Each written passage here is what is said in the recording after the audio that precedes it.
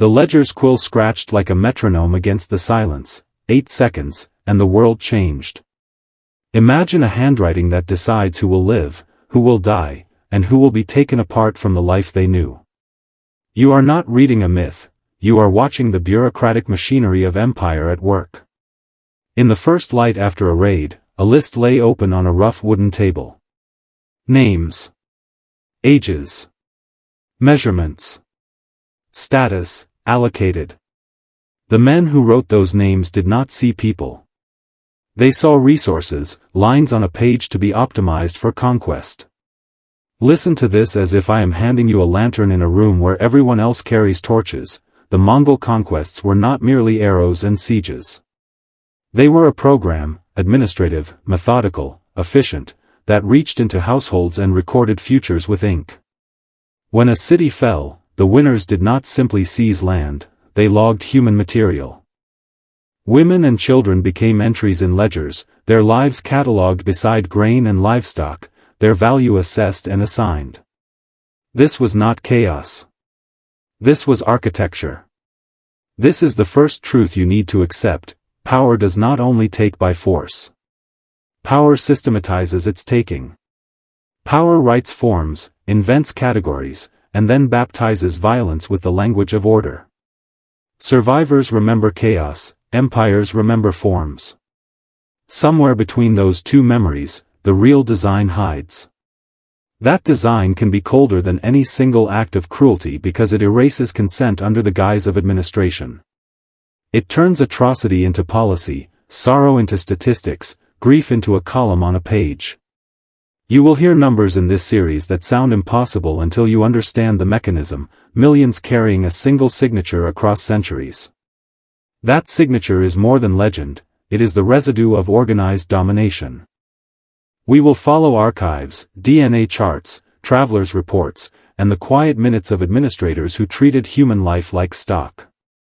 We will trace how an empire's appetite for control became an instrument of genetic colonization, not incidental, but engineered. If you are the kind of man who hungers for truths that comfortable narratives conceal, lean in. This is a descent. The first plank has been laid. Beyond it lies a system designed to outlast bodies, to infiltrate bloodlines, to bury wrongdoing in paperwork. That's the horror, cold, precise, and still echoing in the men who walk among us today, and memory never fades. Close your eyes and imagine the silence after a city has fallen. The fires have burned low, the streets are littered with the dead, and the air reeks of iron and ash. That silence isn't peace. It is calculation. The Mongols did not leave their victories to chance, they dissected them. They walked through smoldering ruins not as raiders, but as accountants of flesh. Behind every clang of a sword came the quieter violence of enumeration. Men reduced to ashes, women reduced to categories. It was here, in the aftermath, that the real empire was built, not in blood spilled, but in blood redirected. Understand this: when history calls Genghis Khan the father of nations, it is not a metaphor. His empire treated women as vessels of continuity, tools of permanent conquest. No wall could withstand his armies, but no generation could resist the legacy of his breeding programs. It was not random violation, but ritualized, codified, repeated. Like a machine. Like a design. While the chronicles of Europe and Persia record the sieges with fire and stone, hidden in their margins is the quieter, darker truth: women distributed as spoils, marriages arranged not by affection but by strategy, wombs drafted into the service of empire. And the evidence? It lives inside you, inside millions of men across the globe. 16 million carry his genetic imprint, a number so vast it rewrites the story of lineage itself. Do you see the brilliance, and the terror? A single man and his network of loyal commanders imposed a shadow that still walks in our veins today. When the last arrow fell, the empire did not end.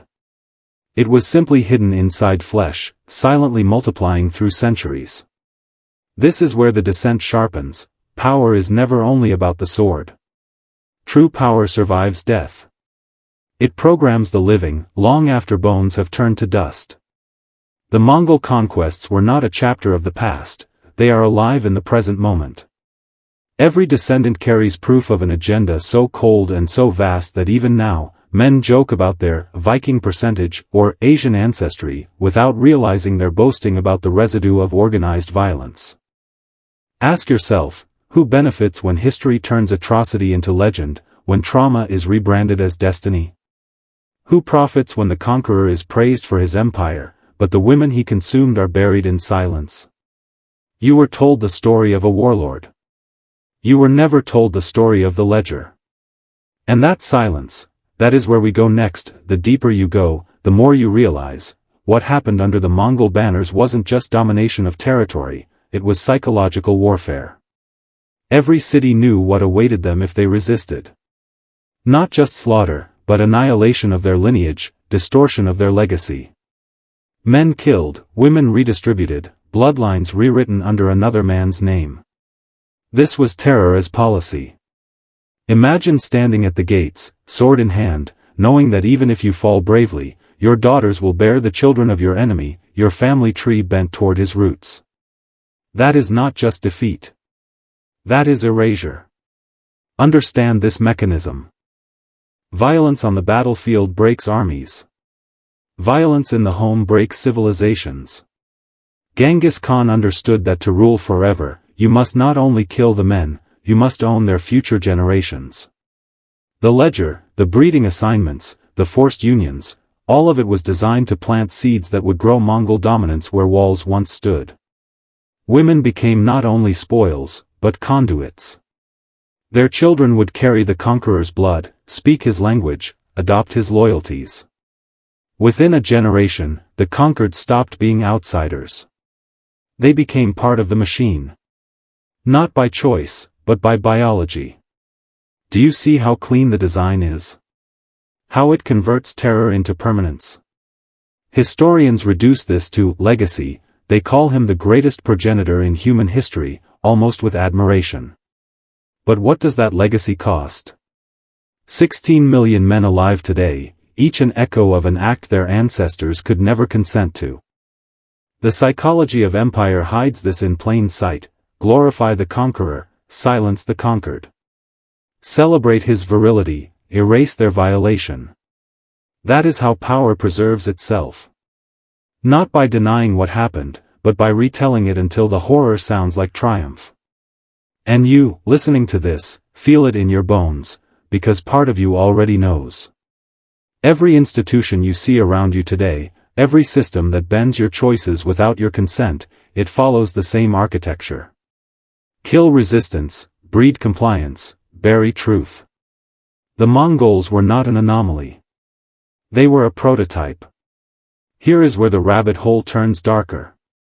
You were told conquest is about land. You were told empire is about maps. But the truest conquest is the conquest of memory, blood, and identity. Once that is secured, no rebellion can undo it. And so I ask you, when you look in the mirror, how much of you is your own, and how much was programmed centuries ago by hands you never saw? Now we descend into the chamber no history book lingers in, the systematic engineering of submission. When the Mongols entered a captured city, the order was absolute. Kill the resistors, erase the leaders, and then move to the hidden war, the one fought in bedrooms, tents, and administrative camps. This wasn't chaos, it was orchestration. Breeding assignments were handed out like military commands. Wives of the fallen were marked, divided, and claimed. Their bodies became silent battlefields where empires were planted. Every embrace was strategy. Every forced union was a weapon sharper than any sword. And here lies the sinister brilliance. By breaking the bond between husband and wife, father and daughter, bloodline and lineage, the Mongols didn't just conquer land, they rewrote the very fabric of identity. A conquered man's greatest fear wasn't death. It was watching his name vanish from his children, his bloodline replaced by the enemy's. That terror spread faster than fire. Entire cities surrendered not to save their walls, but to shield their daughters from the fate that was already written in the ledger. Yet surrender rarely spared them. The program had no mercy. It was never about negotiation. It was about transformation. Look around you in this present century. Does it really feel so distant? Systems today still use the same blueprint: break the bonds, replace the roots, and rewrite the narrative. It may not look like horsemen at the gate anymore, but it feels the same. Men stripped of legacy, women commodified, children indoctrinated into someone else's design. It is quieter, sanitized, hidden behind paperwork, contracts, and institutions, but it is the same story told in modern language. The Mongol ledger has not disappeared. It has simply evolved. Now listen carefully, because this moment is not about history, it is about you. You stand on the knife's edge between blindness and awakening. If you are ready to step across, seal your transformation here.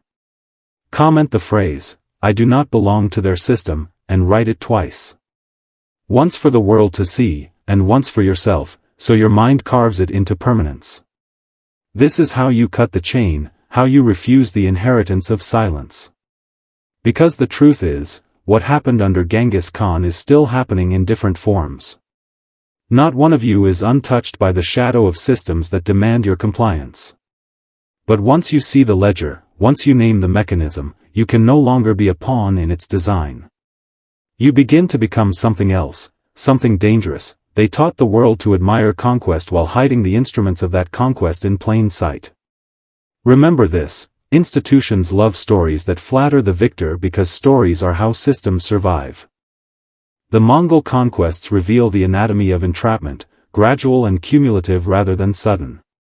Each forced marriage, each woman taken as property, each recorded name in a ledger became a brick in a structure meant to endure beyond a single lifetime. When you understand that fact, you begin to see the same pattern wherever power consolidates itself. Empires do not simply seize land, they manufacture consent across generations. The conqueror's descendants inherit more than blood, they inherit status, social networks, privileges, and a narrative that erases the violence used to produce them. Societies then codify those inheritances into law, language, and custom so that atrocity morphs into tradition. The ledger's ink dries, and decades later people celebrate festivals and claim lineages that began in forced screams and stolen beds. Names change, histories are polished, but the architecture that produced the inequality remains intact.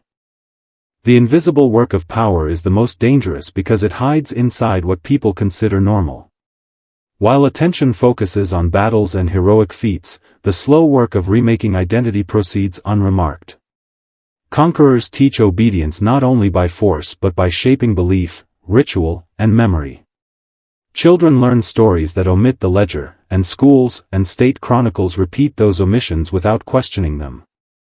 Those absences are not accidental, they are deliberate acts of erasure that confer legitimacy on the victors.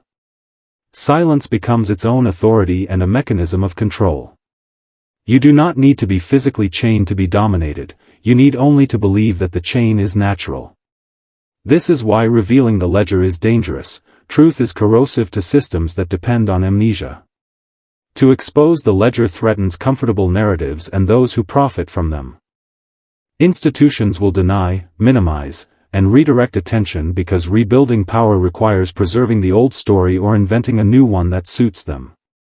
But once truth is seen, it cannot be unseen. It dissolves passive acceptance and forces uncomfortable questions. Who profited? Who wrote the ledgers? Who benefited across centuries and still benefits today? You will find answers not only in dusty archives but in markets, inheritance laws, marriage customs, and modern bureaucracies. Power learned to hide its methods quietly. You are already halfway through the descent, now the walls close in and the truth becomes personal. The ledger we follow doesn't end in the past, it projects into the institutions that run your life. Look at the universities that crown conquerors with plaques, the museums that frame trophies without victims' names, the family trees that hide traumatic branches behind proud epithets. These are not mistakes. They are design choices. Power institutionalizes a story so the story outlives the facts. It is quieter than a raid, but more efficient. It converts outrage into routine and sorrow into ceremony. Consider the scientists who followed the genetic trail, the ones who whispered in labs and closed the curtain on what the data revealed. Some published, some hesitated, some framed the discovery as quaint curiosity. Why? Because institutions police the language of discovery. Grants, reputations, tenure, they are all soft chains that bend research toward narratives that won't unsettle donors.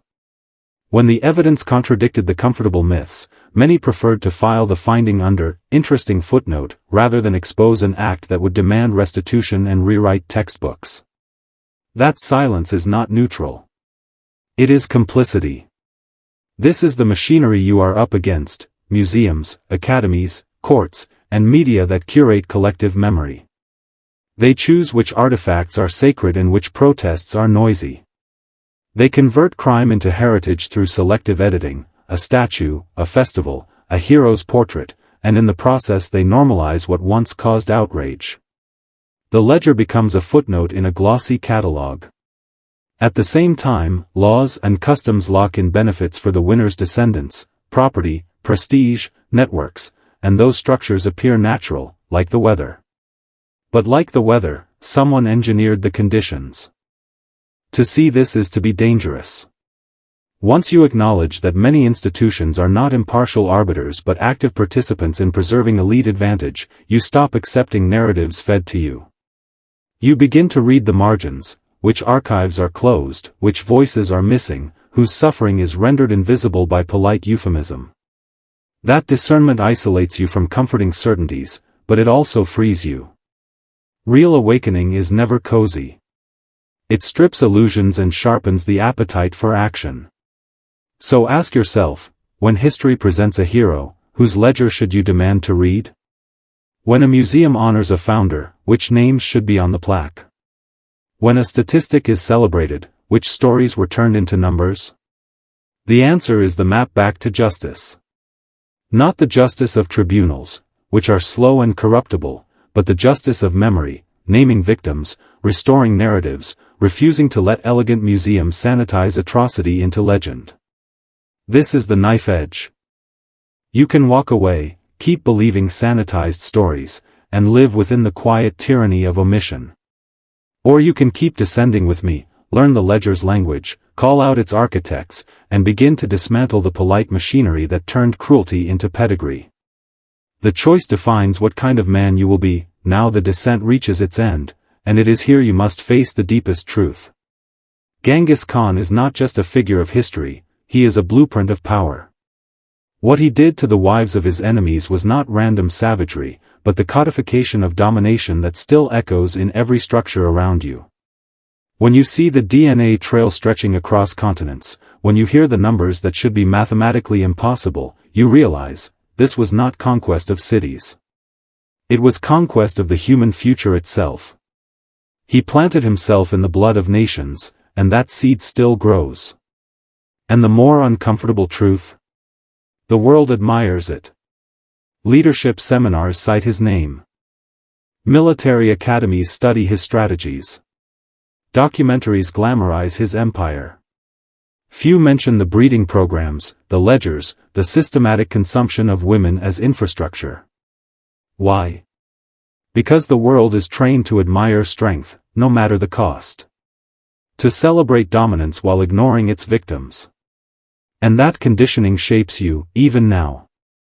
Every time you admire a symbol of raw power without asking what price was paid, you are obeying the same psychology the Mongols perfected: glorify the conqueror, silence the conquered. But you have walked through the fire of truth. You have seen what most men will never dare to look at. And now the question burns before you: what will you do with this knowledge? To know is not enough. Knowledge that is not weaponized turns to poison in the soul. You either awaken and act, or you sink back into silence and become one more pawn in the ledger's endless script. I told you at the beginning that this is dangerous knowledge, and now you understand why. Because once you know that every empire, every institution, every system of control has its own version of the ledger, you can never unsee it. You will hear it in the language of policy. You will spot it in the architecture of cities. You will feel it in the subtle ways your choices are narrowed, your desires manipulated, your future drafted without your consent. That is the modern ledger. It is not written in quills and parchment, but in databases, contracts, and algorithms. So hear me, the only way to resist is to remember. Remember the names that were erased. Remember the bodies converted into statistics. Remember the silence that was engineered. If you carry that memory, you cannot be conquered. The ledger feeds on amnesia, but it starves when men choose awareness. Carry that awareness like a blade. Because history does not repeat itself by accident, it repeats because the architects of power know most men will forget. Do not forget.